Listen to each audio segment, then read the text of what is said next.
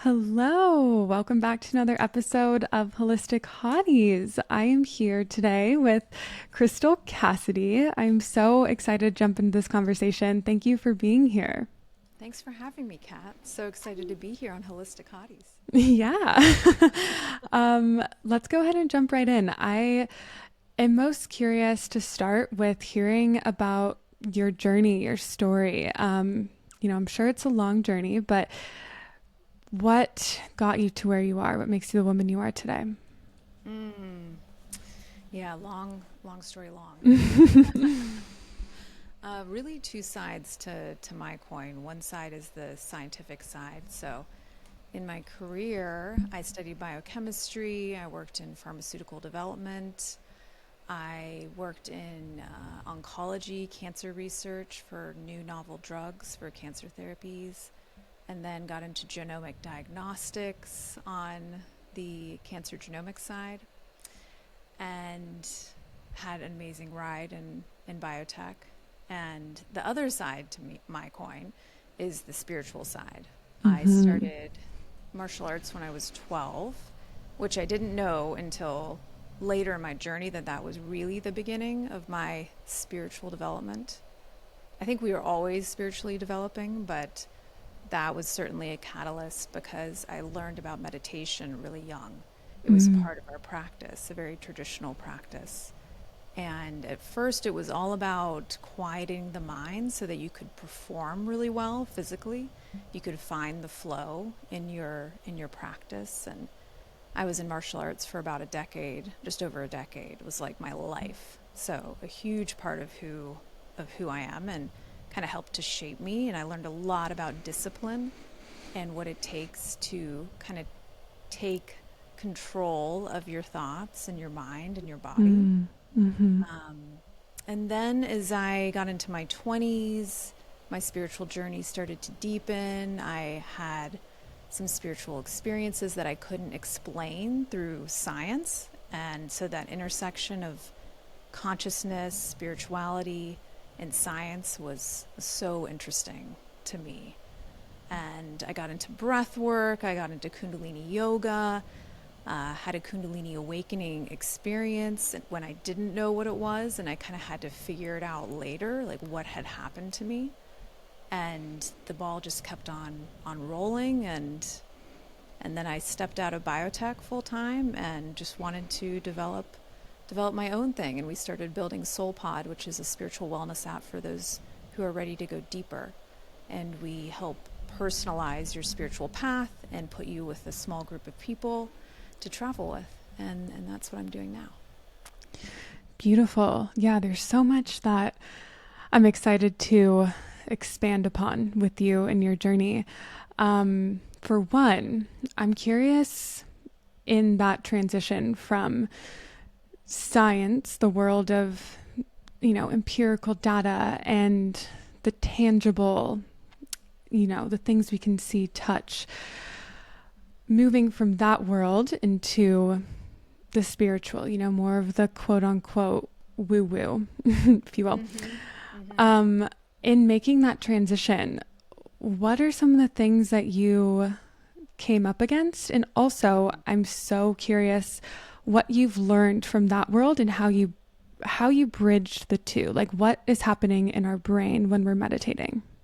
Mm-hmm. Mm-hmm. Yeah, the empirical to the mystical. And Mm-hmm. I think as time goes on, those lines are going to become more and more blurred. But um, I think that science and physics, quantum physics especially, we're in a really interesting decade here where I think we're starting to get closer and closer to bridging that discrepancy and being able to observe these things that we've called mystical and spiritual. So, Mm-hmm. I mean, for me personally, one of the big things that got me kind of looking into this deeper is I could see ghosts. So, for there was a period of time in my spiritual awakening, like maybe 3 years, where I was seeing a lot of disembodied consciousness all of a sudden. And I think this is tied to the awakening process. And the interesting thing about that is we sometimes forget on the science side that observation and experience is a data point. It is an N of one data point. But Mm. that's kind of the way that I started to think about it. I was like, I'm having an experience. I'm able to observe with my eyes something that is conscious in some way, but not bound to the physical body.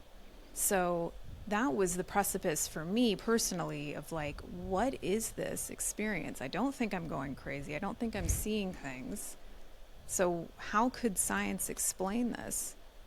And then that's when you can start to go into all kinds of different theories on consciousness that, you know, consciousness is not limited just to our physical brains. There is an element to it that is non-local. And I find that, I personally believe that's where the science will end up leading us. Whether that's through quantum physics or not, we'll see. But yeah, the ability to experience and measure, and we have to remember science only has so many tools. We only have the tools of this dimension. And that is a limitation. And so just because we can't, I think it's Carl Sagan, what did he say? Just because there is the lack of evidence doesn't mean there's evidence of absence. Like, just because we don't have Mm. evidence that something exists doesn't mean it doesn't exist, right? So we have to remember that on the science side. And then as far as what's going on in your brain, it's so, I mean, we now know without a shadow of a doubt that meditation helps to do things like shrink your amygdala over time, like your fight or flight, your fear center. It literally shrinks down when you meditate for longer periods of time. Increases our cognitive capacities, helps us to have improved memory, helps us to have a more resilient nervous system. So now we know there's these amazing biological benefits to meditation, which I think is important for people to know. But that's Mm-hmm. just the foundations from my perspective of like improving your health, taking care of your brain, making sure that your nervous system doesn't have a really low trigger to move into fight or flight. But then there's so much more from there that opens up when you get deeper into meditation. Yeah, totally. I think that's one of the initial drawing components of people who find meditation. You know, it's improved sleep, it's lower stress, it's higher productivity, all of these tangible results that we, you know, think are going to help us produce more, and to some degree that is a natural byproduct. Yeah. But that those intangible changes that you start to notice in your life, the patience, the ability to access joy easier and, you know, all the time, the clarity of what's important, of what, you know, is really worth becoming dysregulated over, or that moment of when you're in dysregulated state, and being able to come back to your breath and choose something different and rewire your brain in that moment. All of that is the real, it's like the real meat of where meditation brings us, what meditation offers us, how it changes our life. I'm so passionate about meditation. And I'm curious, when you were talking about the levels of consciousness and you were having these experiences with seeing ghosts, do you start to live in the 3D? You know, we live in the 3D world. How do you live in the 3D while maintaining that openness, you know, that third eye openness where you're aware of the multiple levels of consciousness, and even connect, like opening yourself up to connect with ghosts or guides or ancestors? Mm-hmm. Yeah, great question.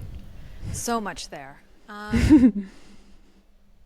think one thing that's important to remember is that when you're in the meditative state and you're reaching these, we'll call them higher levels of consciousness or elevated states of being, that you have that moment when you're in meditation and it comes into your experience, whether that's bliss, joy, peace, profound presence, the feeling of oneness.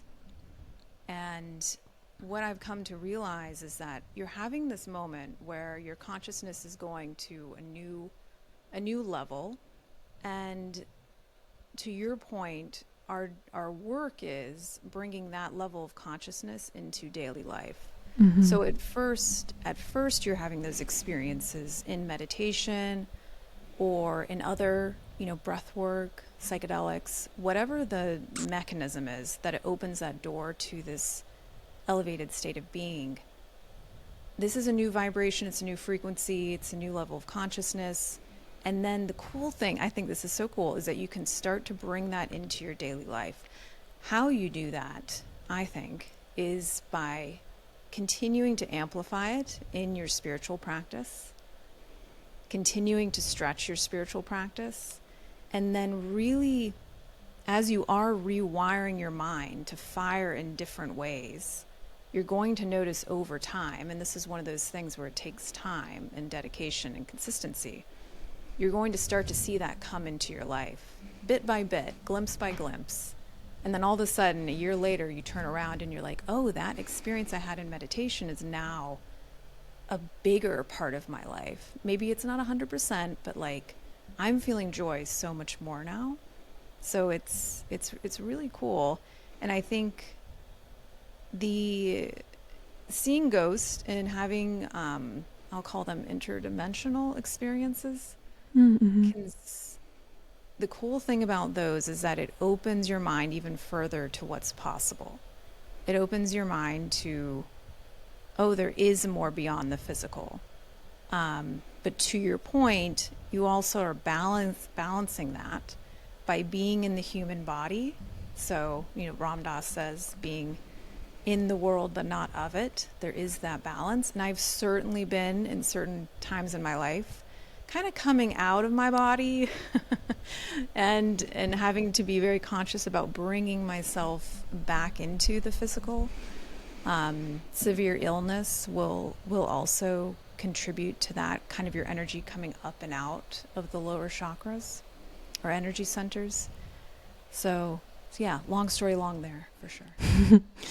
Yeah, I think that's a part of the journey with meditation and the journey of spirituality really is you find yourself at one point often like existing really up here, like really in the air. It's easy to sway to one side of the spectrum, especially when these practices, when you start to notice that difference, when you start to notice a little bit of transformation, you're like, whoa. And so it's almost, it can become addicting, and it can become just kind of enchanting. You start to exist really in the air, and you forget how to have one foot also on the ground. That's been a huge part of my learning, is how to remain connected and also remain grounded. There has to be a balance between that masculine and feminine, and that's been a huge learning for me. Yeah, and I'm curious also, something I think that's also part of the spiritual journey, I've recently experienced this, is when you can feel so strong in your mind for a long time. You can have these chapters where you're like, there is nothing that can take me off course. Like, obstacle in front of me, easy. Let me just pivot around it. So easy.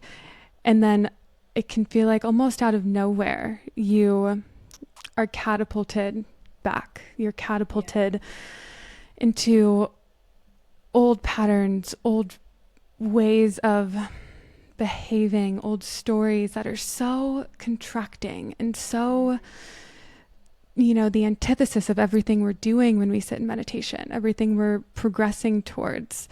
And in those moments, it can feel really deflating.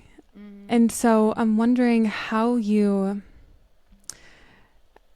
continue to move forward, how you keep moving with momentum towards transformation when it feels like life can, just really knock you off course? It's such a good question. I love your questions. These Oh, are so thanks. yeah, these are the things I think about as well.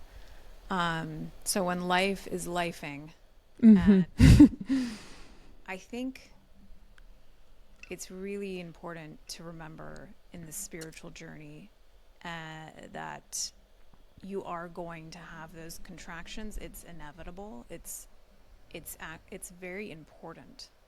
And the idea that we reach some sort of level of consciousness, even to the point of what we call enlightenment, that's kind of the end of the road, I think is a fallacy. I think it is a big moment and a big part of our evolution, but we know from the yogis of long ago that that's also not where it ends.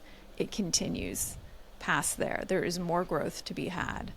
And if we can remember that you never really, as Esther Hicks says, get it right, and you never get it done. I think that's so liberating on the spiritual path, and it brings in this humility into the spiritual work. And we can put the spiritual ego aside, that like it's supposed to look a certain way, and that if you're in a contraction, that means there's something wrong with you and that you're not doing spiritual development right, I think is not helpful. And I've come to view those moments of contraction where all of a sudden you feel completely moved off your center, whether that's a big loss, whether that's the world is rapidly changing and you're having a hard time keeping up with it. And even whether that's like something amazing's happening and it's propelling you into all of this newness that you're having a hard time grounding into. I view those as such massive opportunities, and it doesn't feel like that always in the moment, but you know that you're in the vortex of transformation and that you're learning and you're growing, which is why we're here. So I have had, even in the last few months, those moments where I'm like, whoa, what is this? How do I move through this? And if you've ever been in a 10-day meditation intensive of any kind, you'll know that there's moments in that experience, more than a few probably, where you come up against yourself. And it's similar to those moments in life. It's the same thing. You're coming up against resistance, things that have been hidden in your psyche or your body that now are ready to move. And every time you have the courage, which I think courage is a big part of it, the courage to move through it and to see it and to feel it and be in your body with it, the other side of that is something really special and powerful. And so I try to remind myself that the other side of all of that crunchiness is something really liberating. Yeah, that's beautiful. And I think it's so important for each of us to remind ourselves of that on this journey. Like you said, first of all, it's that opportunity to reorient around any, contraction, any hardship, any time we catch our ego telling us, how can you be here? We've worked so hard. You're obviously not doing it right. All of the things that your ego is going to come in and tell you. And it's that opportunity to reorient and, like you said, meet it with compassion and meet it with love and welcome the experience, welcome the growth, welcome the learning. And I think one of the gifts of meditation is really coming home to that safe place in self, knowing that, okay, we are off kilter. Like things are tough right now in my mind, and I'm okay, and I'm safe, Like And you're right where you need to be. exactly. And we will get through this together, sweet girl. I talk to my inner child a lot, just like, we are going to get through this together. And it is such, I just love that your take on that. It's such an opportunity for us to reorient and welcome an opportunity for growth. Mm-hmm.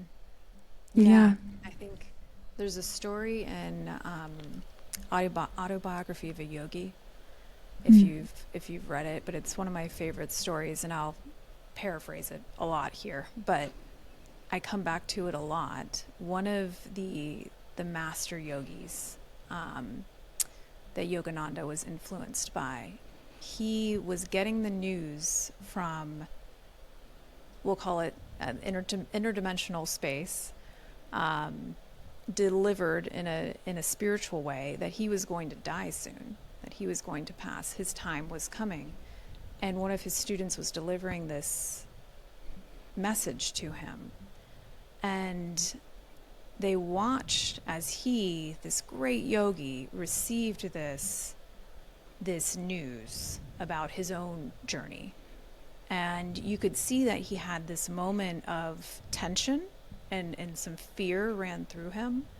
But he goes into meditation and he processed that fear. And I think it's such a powerful story and reminder that even the most advanced of us will have those moments. The difference is, when you're doing this work like you are, that your ability to metabolize and move through those energies becomes more and more, I don't know if efficient's the right word, but you become more and more adept to being able to move through different energies. But that doesn't mean that you don't feel them or that you're not affected by them. So I love that story because it really humanizes the spiritual and meditative process. Totally. We can give ourselves a little bit of a pass if, yogic masters are also experiencing dysregulation at times. It's okay. Yes. Yeah, but it's definitely, I think it's giving ourselves grace when we're triggered, when we notice we're experiencing that contraction, or, we're coming up to those blocks, giving ourselves grace and almost like celebrating ourselves when we are able to notice. And even if it feels like we're arm wrestling, even if it's like the strongest arm wrestle we've ever been in, noticing in like the moment that we choose something different, if it's an hour later, if it's 2 hours later, whenever we're able to pull ourselves out of that old pattern, out of that dysregulated state, out of that lower frequency of being, whatever amount of time that takes, celebrating the choice to move somewhere else. But it can be a lot, it's a lot easier said than done. For sure. It takes a lot of work, and like you were saying, and a student came up to me one time and was asking, how do I move through, it was resentment or something like that. And, I know they were saying, I know there's a way to move through this. How do I transmute it? How do I get through it? And I was like, you already are. The cool thing is you already are moving through. You already are transmuting it, because you're even aware that you're feeling resentful, or you're feeling angry, or you're feeling jealous, or you're feeling sad. The first kind of step is building that awareness, and that's such a powerful step. And then you can start to think about, what do we do from there, from having this awareness? But that's worth celebrating, is if you can even name what it is you're experiencing.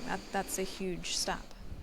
Totally. I think, like we're saying, really giving ourselves a permission to celebrate these small wins instead of expecting ourselves to be these yogic masters like right away. It's such a process, and we're human. I think just celebrating our humanness and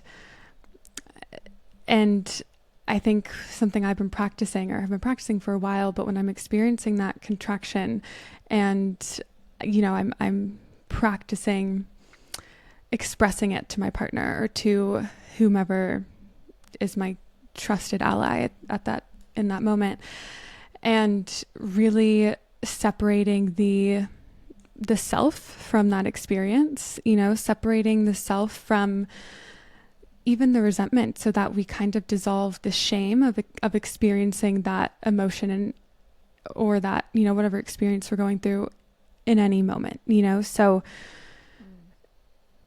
like something I've recently experienced is I was feeling a lot of scarcity in my body, so much scarcity, and expressing that to my partner, his foundation is just abundance and generosity and just give, and it's so much harder for me. And it's something that I intentionally bring awareness to and reprogram and rewire, but it creates a lot of contraction. It creates a lot of fear in my body. And so when that's happening, when I'm expressing it, really separating myself from that experience of scarcity, because otherwise there's so much shame in the experience of scarcity. Like, why am I unable to give as freely as you are? Really separating as I'm expressing it to him, like, I am experiencing this, and it's shameful. Like, and I'm experiencing shame. I'm experiencing fear and I'm experiencing shame, but I am not the scarcity and I am not the shame. And in doing so, it really helps to metabolize. It helps to breathe into compassion, and it helps to move forward so much more easily. Yeah, that's beautiful. Yeah. I love that. It's recognizing that you're the true self, the oversoul, or your whole self is never experiencing lack or fear of any kind, because it's you're already whole. And I love the idea of separating that a bit and saying this is the small me. This is I love talking to little Crystal as well, the little girl that is experiencing unworthiness or not enoughness, and knowing that that's not really who you are. That's your ego that's trying to find some sort of hierarchy to put you in, whether you're lesser than, inferior, or superior. The ego loves, it's like, where am I on that on that spectrum? But it's beautiful that you have a partner that's such a mirror and that holds this kind of other perspective. Totally. And I love the idea of thinking about, in spirituality, we talk a lot about like moving up into these higher realms. I love the idea of also thinking about bringing your highest self, which is your soul as it is already whole, and seeing how much you can bring of that into this dimension. Like that's really from my perspective, that's spiritual growth in the context of the current reality we're in.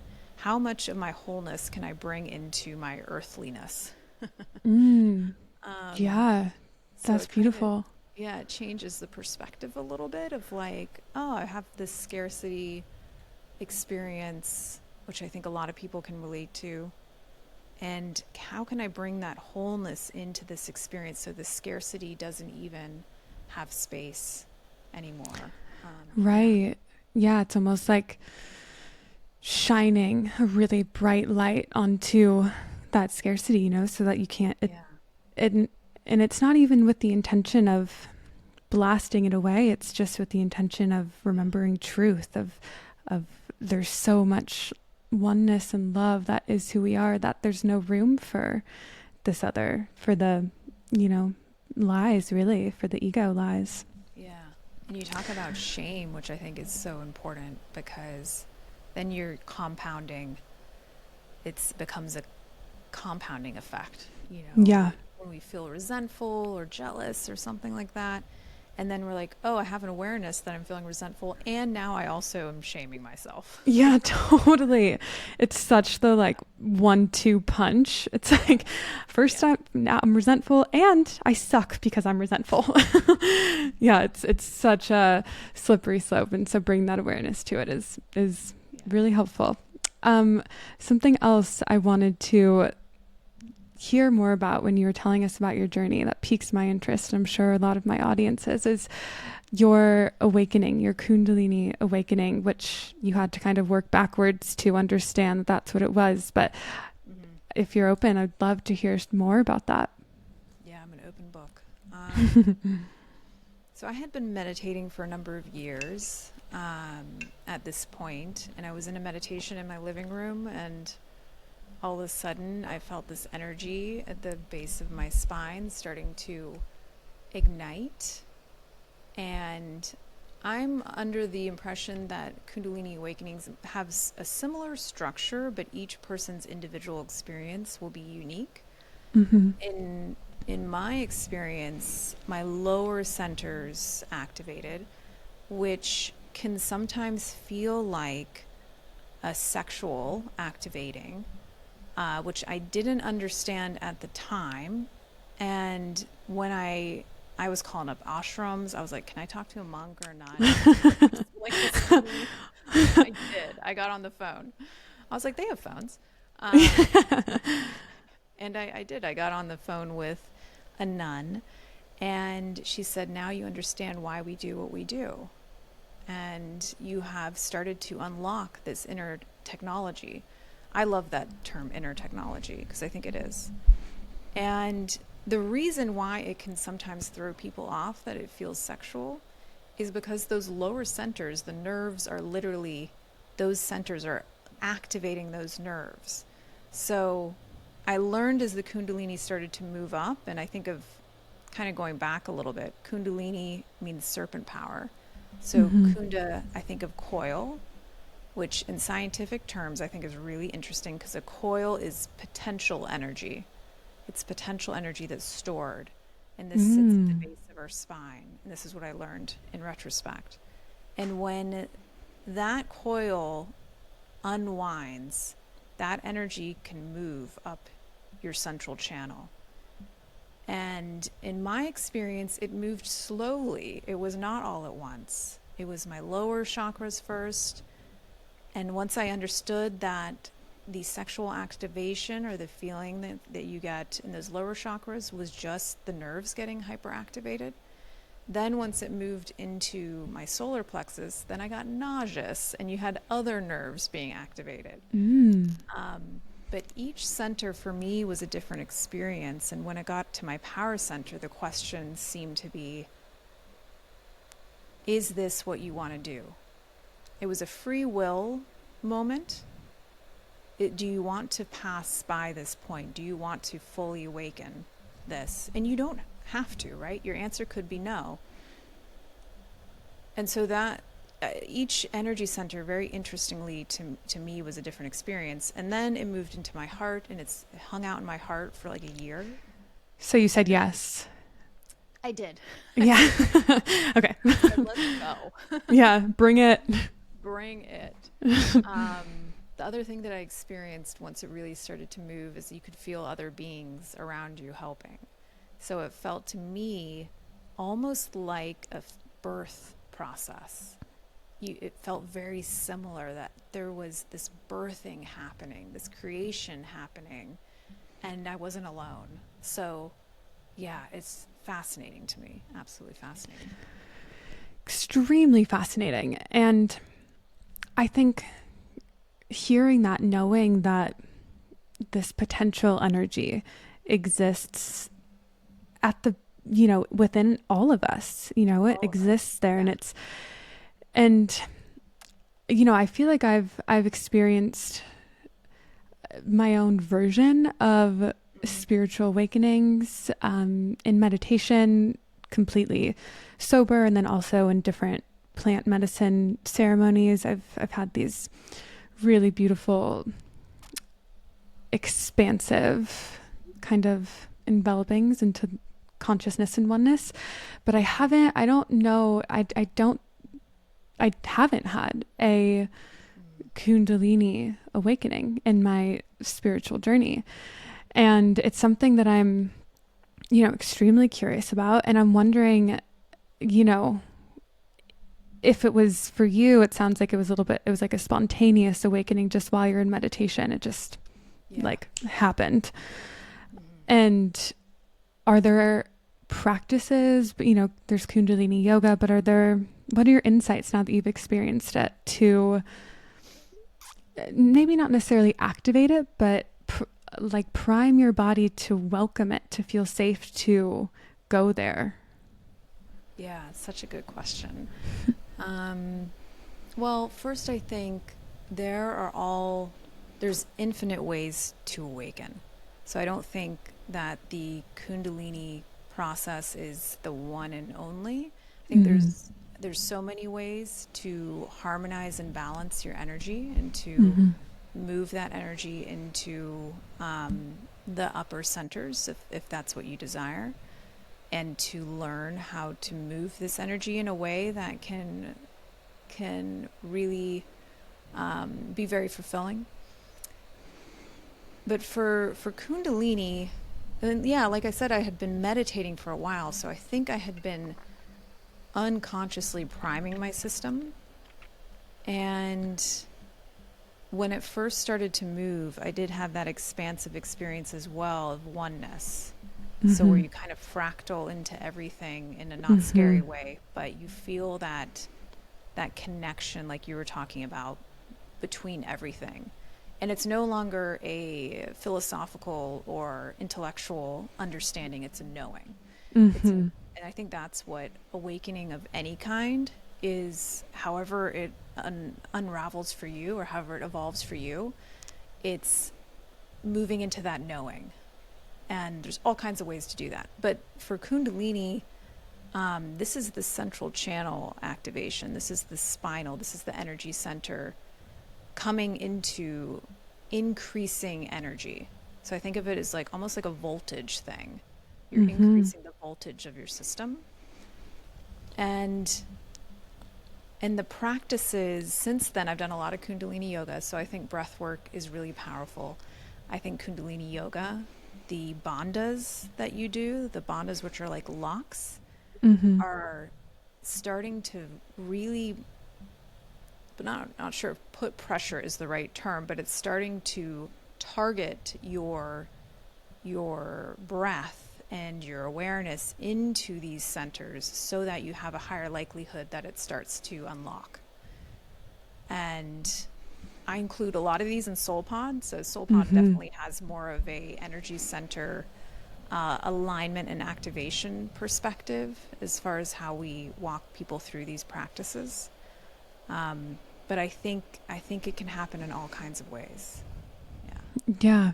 Thank you. I think that's also really important, even just for myself to hear. I think the even what we were talking about earlier, the spiritual ego or the Virgo in me, whatever it is, like, it's like, oh, well, I haven't done that one. Like, I need to tick that, I haven't had that exact experience. Like, how can I, versus there are infinite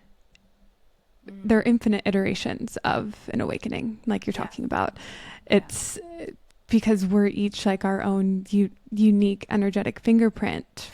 Whatever kind of awakening speaks directly to our unique, being is going to look different, is going to feel different than somebody else's. And so, I think it's a good reminder, like I said, for any other Virgos or just anyone else who can lean into the intellectualizing of spirituality of like, okay, well, I'm going to checklist this off. I'm going to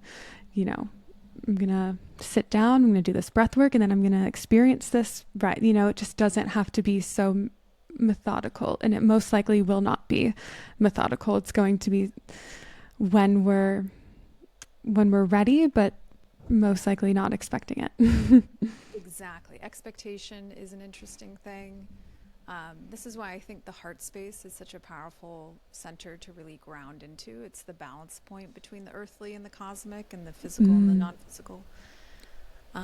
So let your heart kind of guide you. And for me, at least, the right practices, the right teachers have all appeared at the right times, and so it's Mm. all in perfect timing.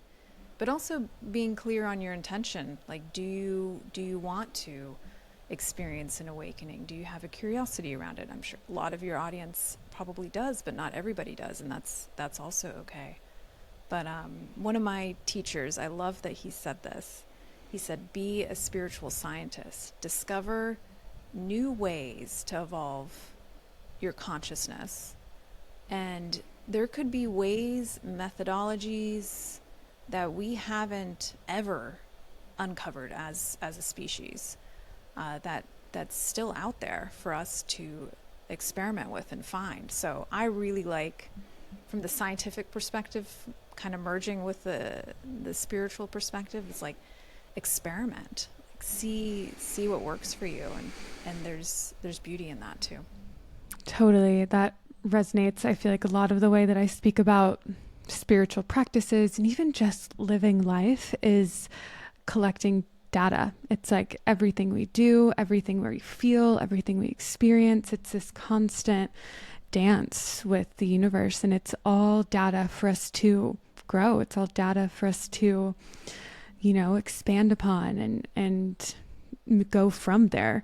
And so when you reorient around it from that experimental perspective, it makes it a little bit more playful. It makes it less just heavy and less Yeah, regimented and just more playful and more of this absolutely. dance. Yeah, I love that. I love that playfulness in the spiritual journey. We need it. Yeah, we do. And something else I'm curious about touching on from your journey is, well, your near death experience that you Mm-hmm. mentioned. Mm-hmm. Where on the timeline does that fall with your spiritual awakening? And, well, yeah, let's start there. Where on the timeline does that fall? It falls a little bit later on the timeline. So it wasn't early on in my spiritual journey. It was about 4 years ago. And I view it as kind of a catapult moment.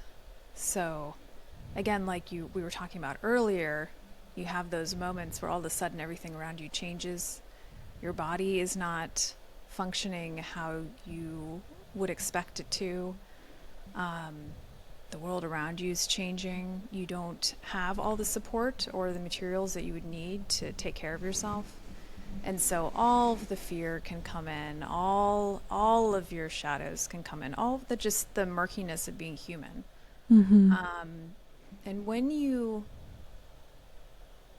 have an intense experience like that, a lot of things can happen with your energy. For me, I noticed almost immediately that it was karmic. Mm. Right when it was coming into my space, I knew that I was already having visions, so I knew something was coming, and I knew it was going to be hard.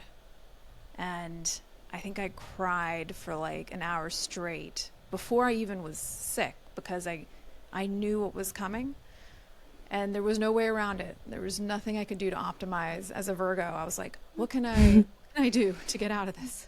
And there wasn't anything to be done but to surrender. And Mm-hmm. I knew I was working with a very specific past life, and that me going through this in this life was going to heal that other life, which is very trippy, but Wow.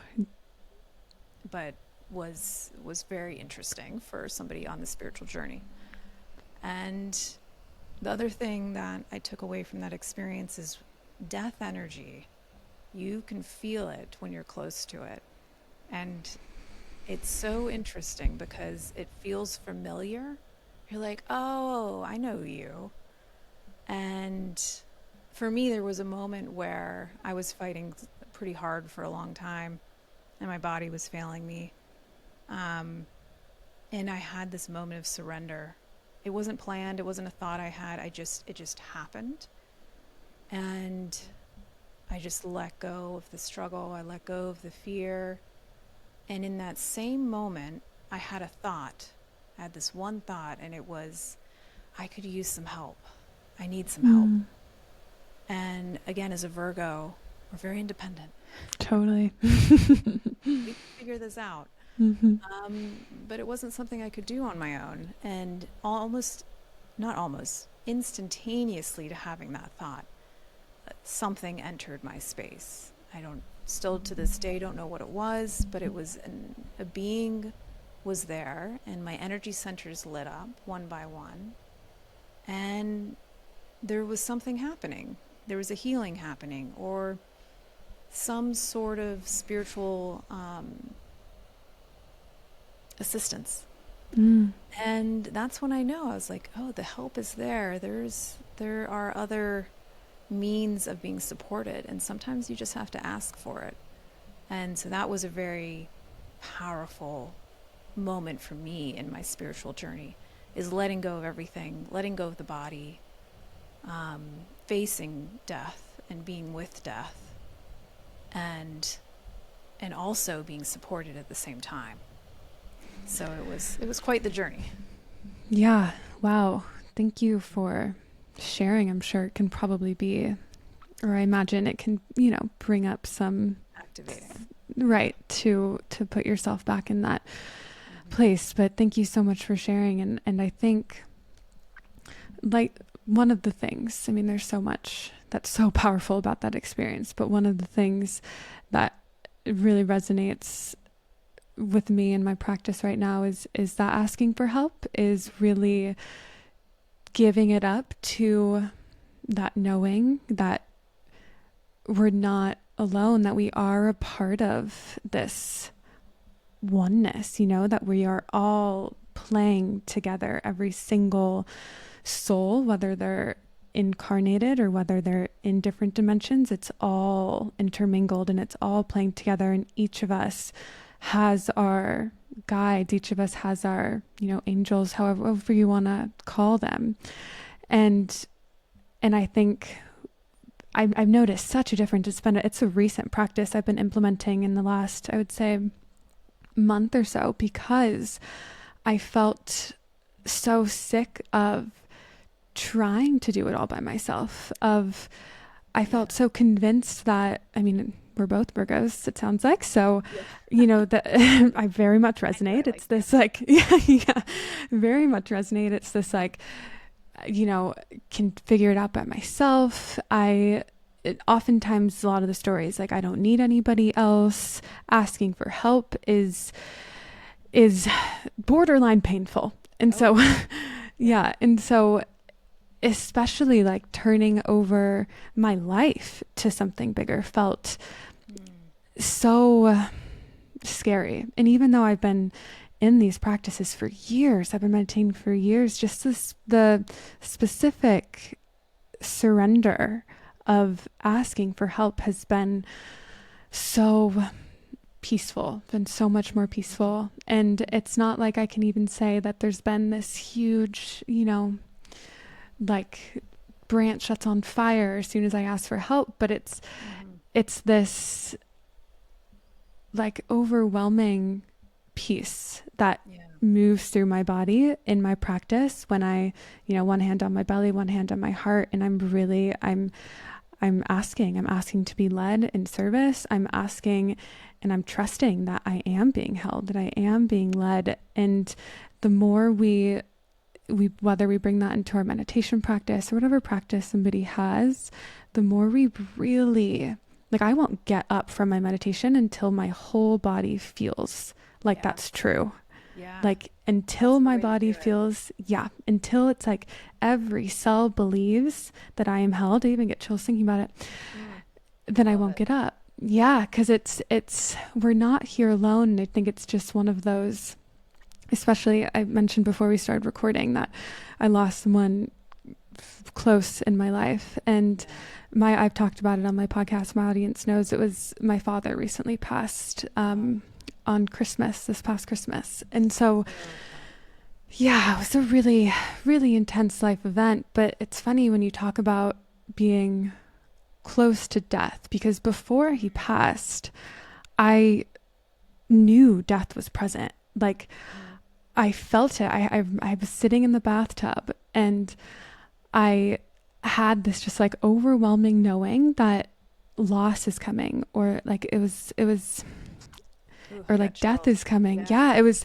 Yeah. And I'll never forget that moment because I knew, and I remember sitting there and I didn't, I didn't know who, I didn't know how, I didn't know when.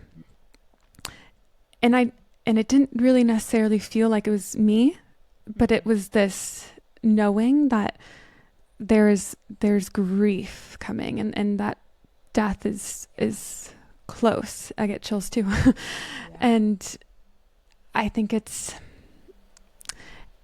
something that is so with us all the time. It's like right behind the curtain, and and getting to that place of surrender, and now even finding the beauty in that passing, and feeling him in these meditations where I'm asking to be held and to be guided. Yeah. It's like there's just such a power in the surrender of knowing that we're being held, whether we're in the depths of grief, whether we're feeling lost or off kilter, like we are being held and we're being guided. Mm. That's so beautiful. Thank you for sharing. Yeah, thank you for sharing. Losing a parent is such a portal and so challenging. Yeah. Yeah. Yeah, Yeah. you're doing great. You're doing Thank you. Well, one other thing that I'm so curious about, I've taken a look at it already, is your app SoulPod. mm. Please, I haven't seen anything like this before, and I'm really excited to share it with my community. So please tell us all about SoulPod. Yeah. So I think of SoulPod as a soulfulness app. So this is for people who maybe want a little bit more woo-woo in their life, balanced with the science. And we pair people into the most powerful journey for where they're at in their spiritual development right now. So we have a number of journeys. We'll go through a personalization process. You get paired with a journey, and you'll get paired with a small pod of people. One thing for me in this spiritual journey that was difficult was community, and having Mm-hmm. somewhere that you could talk about some of these experiences like we're talking about today. And so I wanted to build a space or a platform for people to have that opportunity. And these are 21-day immersions that you can go really deep into a specific area, like worthiness or love or forgiveness or abundance and finding safety in your body. And so it's been a labor of love. We're continuing to build it and grow it, and I'm really proud of it and really have loved the journey so far with SoulPod. And what do these 21-day immersions include? So it includes a very specific breath work for the type of energy that you're working with. So this is similar to kundalini inspired breath work, maybe a little bit different than what you've experienced before, but we give people some space to grow their breathwork practice and deepen it over the 21 days. It includes some, I call it cosmic contemplation, so some spiritual philosophy. And then in the second week, especially, we go deep into the personal emotional experience of how do we move these concepts into your daily life. And then the third week is all about activating those elevated states of being and giving you more space to self-guide and start to build that muscle of being able to guide yourself into these elevated states of being so that you can sustain them more so.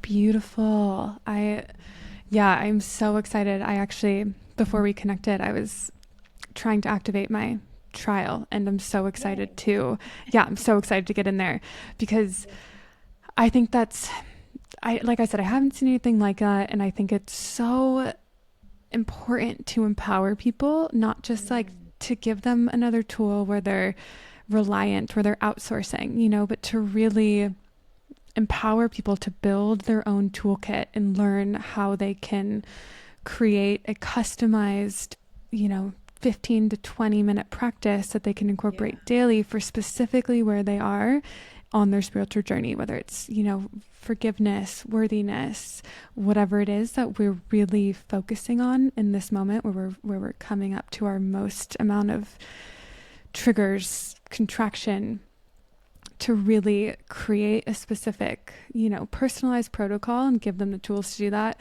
is so powerful and can really make a difference in people's lives. Yeah, I think we all need in the world today, in our human experience, more ways we can activate that soulfulness. So, yeah. Beautiful. Well, I will link everything to SoulPod in the show notes, and I will put all of the links to connect with you. How can people connect with you? So you can find us at soulpodapp.com, and you can find me at Crystal at soulpodapp.com.